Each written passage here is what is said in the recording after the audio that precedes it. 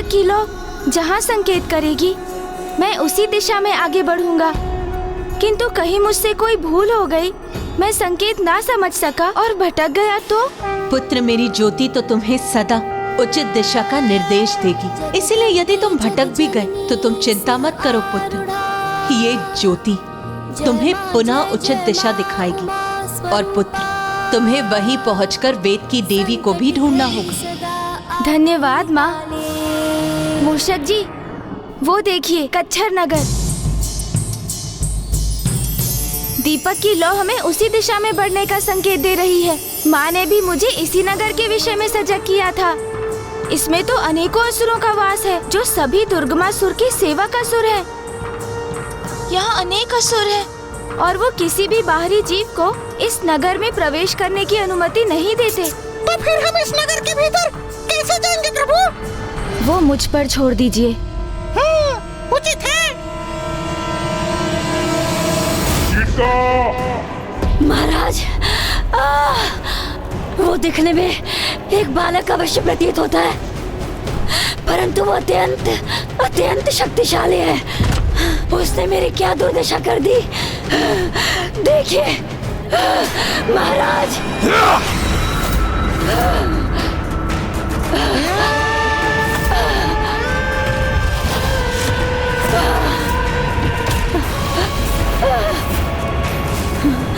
नहीं महाराज।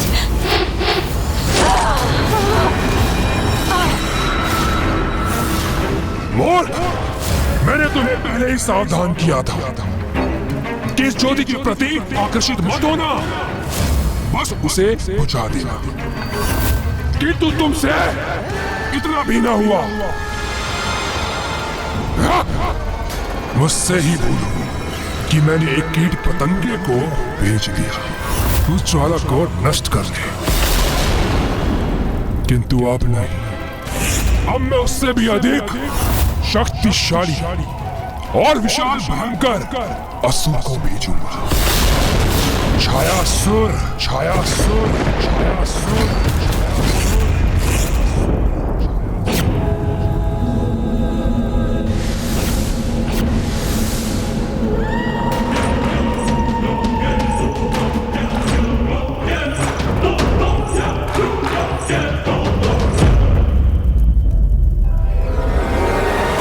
कहाँ रह गया ये छायासुर? मुझे स्वयं ही देखना होगा उसे।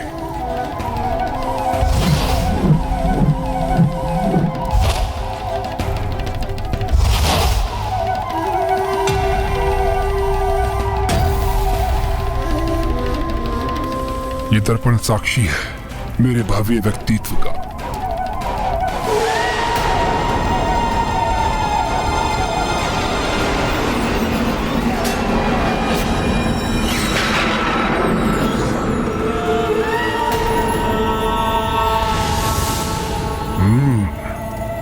छायासुर की छाया है ये, जो होते हुए भी किसी के अस्तित्व को होते हुए भी लुप्त कर देती है। आपने मुझे बुलाया महाराज? हाँ, बुलाया है, अवश्य बुलाया है तुम्हें। आओ छायासुर, आओ।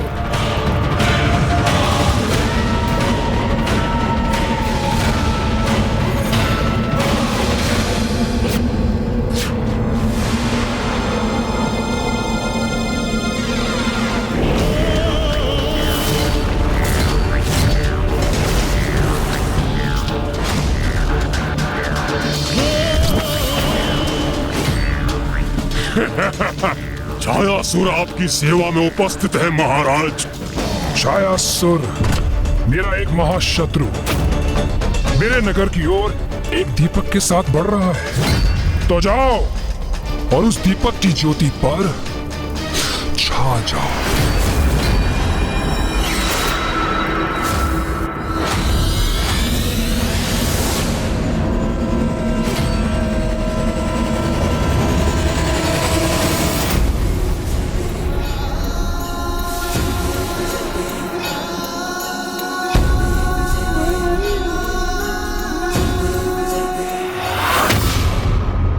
महाराज ने कहा था उनका शत्रु नगर में प्रवेश करने वाला है। किंतु यहाँ जो भी आएगा इसी प्रवेश द्वार से आएगा, क्योंकि कच्छर नगर में प्रवेश करने का तो कोई और मार्ग ही नहीं है। तो मैं यहीं स्थित रहकर निगरानी रखता हूँ।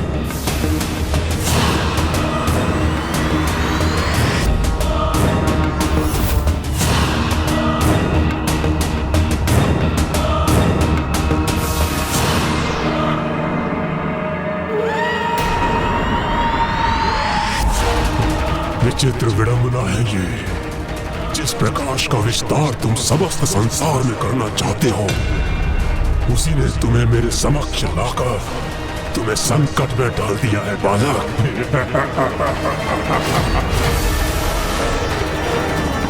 मूषक जी, आराम से चलिए। समय लगेगा तो लगने दीजिए, किंतु हमें कोई देख ना सके मूषक जी।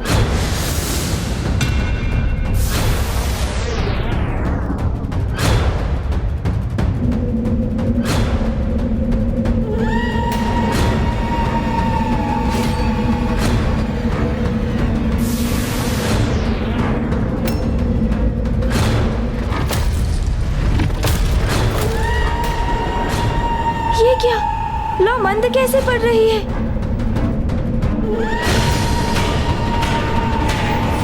किंतु ये कैसे संभव है?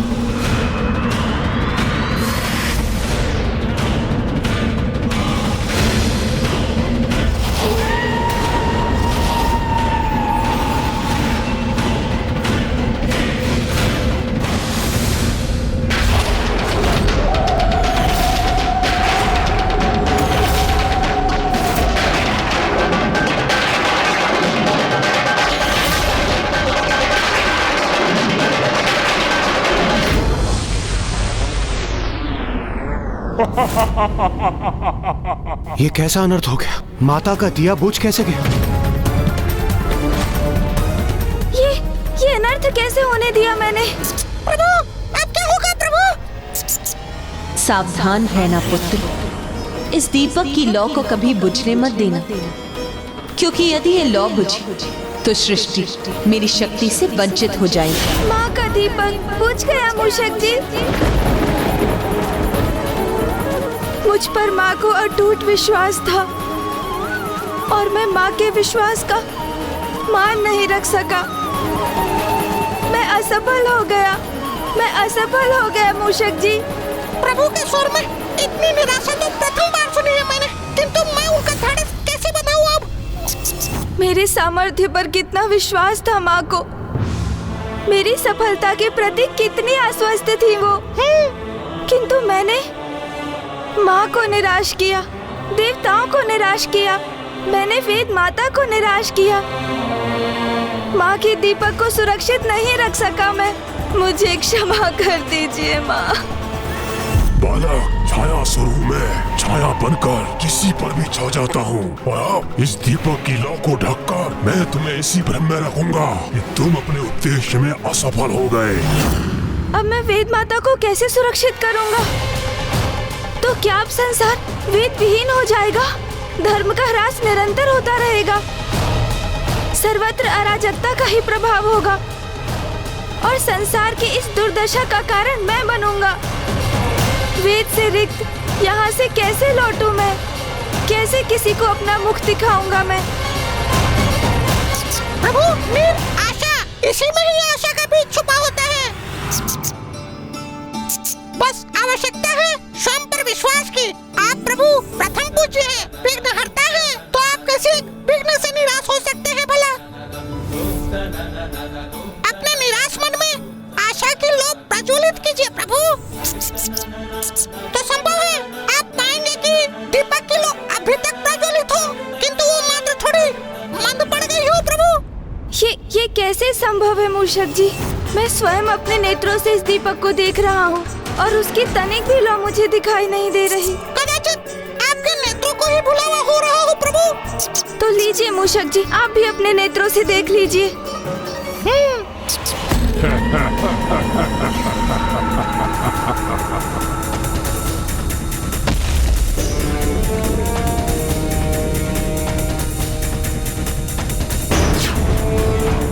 किंतु मुझे सावधान रहकर दीपक के ऊपर पूर्ण रूप से स्थित रहना होगा।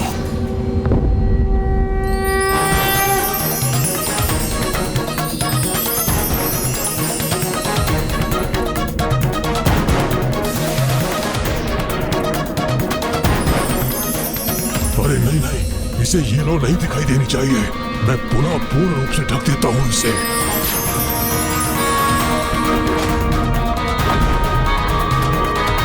मेरी दृष्टि का भ्रम था ये, अथवा एक क्षण के लिए मुझे दीपक की लौ पुनः दिखाई दी थी। ये क्या हो रहा है मुझे? ये भ्रम एक असुरी माया का प्रभाव। तो मैं अभी जाकर गणेश को इस माया के प्रति सजग कर देता हूँ माता। रुको पुत्र, मुझे ज्ञात है कि तुम अपने अनुज गणेश की सहायता करने के इच्छुक हो, किंतु गणेश को आभास हो चुका है कि वहां कुछ अनुचित घट रहा है।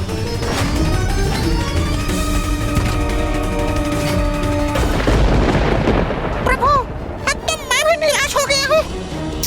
आप उचित कह रहे थे, लौ तो पूर्ण रूप से अदृश्य हो गई है प्रभु।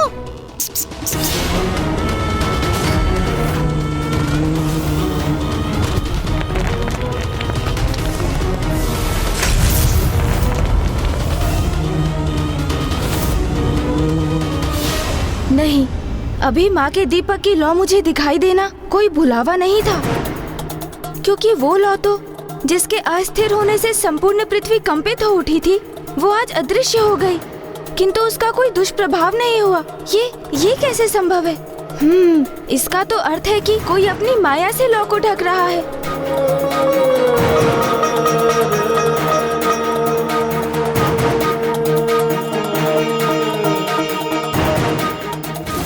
ये बालक अपनी सूंड मेरी ओर क्यों ला रहा है? मुझे बहुत स्थिर रहने की आवश्यकता है।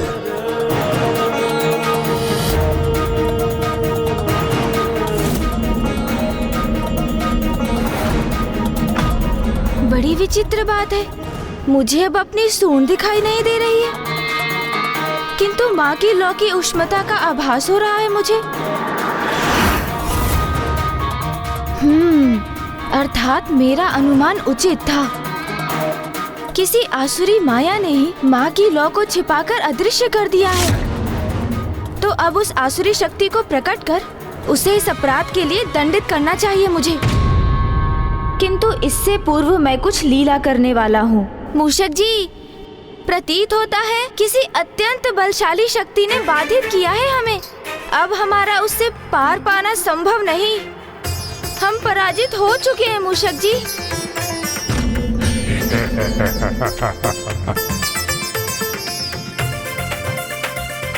उचित प्रतीत हुआ तुम्हें बालक।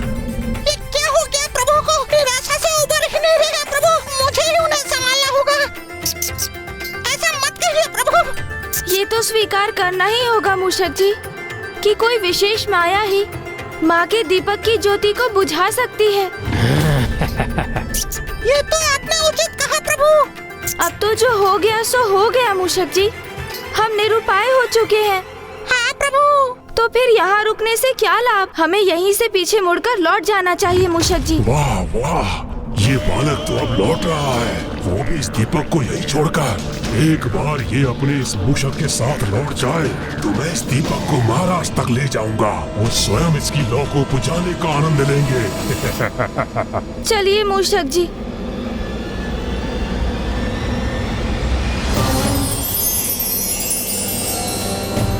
मूषक जी, देखिए मूषक जी, दीपक की लौ तो पुनः प्रज्वलित हो गई।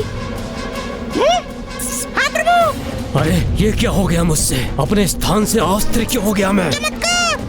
ये तो चमत्कार है प्रभु।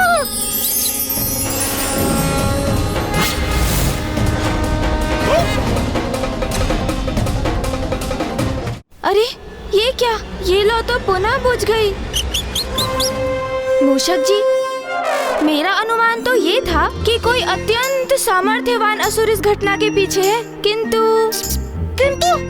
क्या प्रभु? किंतु कदाचित भूल थी वो मेरी, क्योंकि यदि वो इतना समर्थ है मूषक जी, तो उसके प्रभाव से इस लौ को एक ही बार में बुझ जाना चाहिए ना। ये लौ तो कभी बुझती है और कभी पुनः प्रज्वलित हो जाती है। बालक, मेरी छायासुर की शक्ति पर संदेह करने का दुस्साहस मत करो तुम। सर्वथा उचित कहा आपने प्रभु। अब सब आपके और मेरे समान सामर्थ्यवान कहाँ हो सकते हैं प्रभु? नहीं मूषक जी, इस कार्य के लिए शक्ति ही नहीं, बुद्धि की भी आवश्यकता है। वो कैसे प्रभु? देखिए, यदि मैं एक असुर होता और मुझे इस दीपक की लौ को बुझाना होता, तो मैं एक अनूठे किंतु सरल और अचूक उपाय का ही प्रयोग करता। दीपक की लौ को प्रज्वलित रखने के लिए किसकी आवश्यकता होती है? घृत की। तो यदि उस दीपक की लौ को बुझाना ही है, तो उसके घृत को ही हटा दो। किंतु वो घृत कैसे हटाऊं मैं? अरे, ये धोने कैसे थे? वाह असुर जी, बहुत उत्सुकता है ना आपको ये उपाय ज्ञात करने की, इसीलिए स्वयं को रोक ना सके आप। तो आपकी उत्सुकता ही अब आपके कंठ की फांस बनेगी।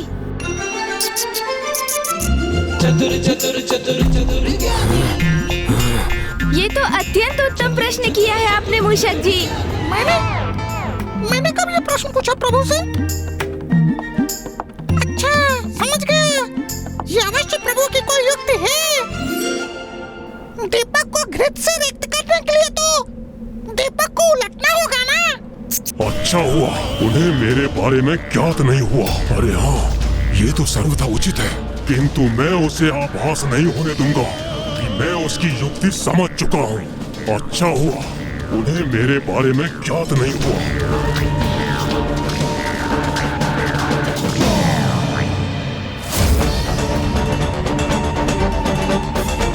मुझे क्या देख पा रहा है ये? नहीं, ये कैसे देख सकता है मुझे? मुझे विचलित नहीं होना चाहिए, संयत रहना चाहिए। पकड़े जाने का भय तो है, किंतु एक बहुत सरल उपाय है। दीपक के निचले भाग में छिद्र कर दो, तो घृत तो स्वयं ही बह जाएगा। उचित है। बहुत सरल हो तुम बालक। अभी तक तो मैं दीपक को ढक कर ही रख रहा था, किंतु अब तुमने मुझे इसकी लौ को सदा के लिए बुझाने का उपाय सुझा दिया। अब देखो मैं क्या करता हूँ।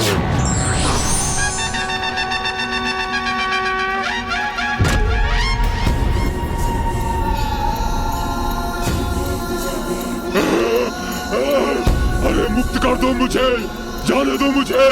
क्यों मुक्त कर दो तुम्हें? तुम मेरे माँ की दीपक की लौ को बुझाना चाहते थे, दुष्ट पापी। उस लौ को जो ज्ञान, आयु और उससे भी अधिक स्वयं परमात्मा की प्रतीक है। तुम्हें ज्ञात भी है कि प्रज्वलित दीपक को बुझाना कितना अशुभ होता है। प्रभु, मैं तो मात्र एक सेवक हूँ और अपने स्वामी असुरराज दुर्गमासुर के आदेश का पालन कर रहा था। व्यवस्था में प्रभु, मेरा विश्वास कीजिए प्रभु, मुझे मुक्त कर दीजिए, मुझे मुक्त कर दीजिए प्रभु, मुझे मुक्त कर दीजिए। मैं सदा आपका दास बनकर रहूंगा। मैं बुरा नहीं हूँ प्रभु, मैं बुरा नहीं हूँ प्रभु। स्वामी के आदेश का पालन करने की व्यवस्था थी मेरे प्रभु। तुम्हारा प्रयोजन अनुचित था, इसलिए जिस पावन दिए को तुम बुझाना चाहते थे, उसके तले मैंने तुम्हें दबाकर तुम्हें दंडित किया है। उचित किया प्रभु आपने, जो मुझे इस दिव्य दीपक से हथेली पर रखकर दबाया। आपने माता के दिव्य दीपक के स्पर्श से मुझे पाप मुक्त कर दिया और मेरे भीतर सद्बुद्धि जागृत हो गई प्रभु। किंतु प्रभु, मैं दुर्गमासुर के नगर नहीं लौट सकता। अभी मुझे आप कोई उचित मार्ग सुझाइए। मैं कहाँ जाऊँ, क्या करूँ?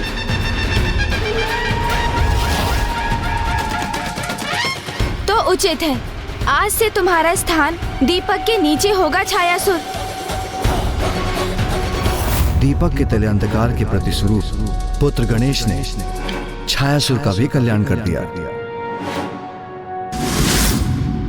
छायासुर, दीपक के नीचे तुम्हारा अंधकार इस बात का प्रतीक होगा कि अंधकार रूपी माया सदैव हम पर अपनी छाया डालने की ताक में हमारे साथ रहती है, किंतु हमें सदैव सजग रहकर माया के अंधकार रूपी माया जाल से स्वयं को सुरक्षित रखना चाहिए, क्योंकि यदि एक बार भी भूल हुई तो तो अरिष्ट वर्गों के प्रकोप के कारण हमारा पतन क्षण भर में हो जाएगा।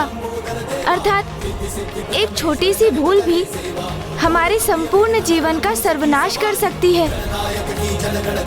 प्रभु, आपने मुझ पर कृपा कर एक पावन स्थान प्रदान किया है, इसलिए मैं भी आपकी सेवा करने के लिए तत्पर हूँ। प्रभु, मुझे बताइए, आप दुर्गमासुर के नगर में क्यों प्रवेश करना चाहते हैं? दुर्गमासुर ने वेद माता का हरण किया है।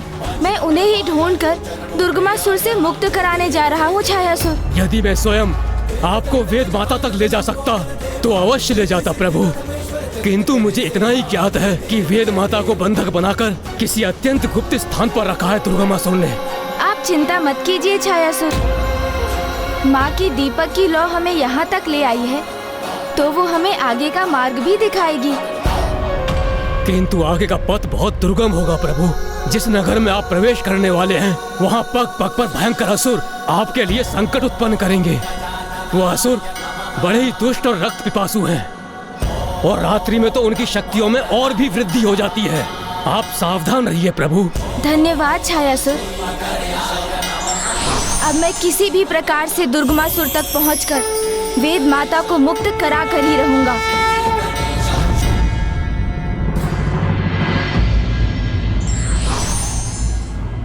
अंधकार रूपी माया को दूर करने का एकमात्र माध्यम है मनुष्य का विवेक रूपी ज्ञान।